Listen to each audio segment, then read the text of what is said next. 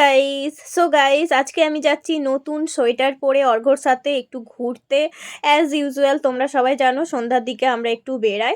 তো আজকে বেসিক্যালি বেরিয়েছিলাম বেল্ট কিনতে, সেটাও আবার আমার মিস্টারের জন্য। তো অনেক ধরনেরই বেল্ট দেখিয়েছিল, আমাদের যেহেতু চেনা দোকান সেই কারণে ওরা জানে আমাদের টেস্টটা কী ধরনের আর কি। তো একটা নেওয়া হয়েছিল। আর এই ব্যাগটা দেখো, অত্যন্ত সুন্দর একটা ব্যাগ, আমার এত পছন্দ হয়েছিল যে তোমাদের কি বলবো। তো নেওয়া হলো না ওই ব্যাগটা। যাই হোক, তারপরে খেয়েছিলাম একটু চুরমুর, কারণ ক্রেভিং হচ্ছিল। তোমরা জানো আমার এই সন্ধ্যার দিকে এই চুরমুর ফুচকার একটু ক্রেভিং হয়। আর অর্ঘ্য খেয়েছিল দই ফুচকা। তো দুজনে মিলে খাওয়া দাওয়া করে চলে গিয়েছিলাম পেনের দোকানে পেন নিতে। কি কারণে নিচ্ছি না নিচ্ছি সেটা পরে আস্তে আস্তে জানতে পেরে যাবে।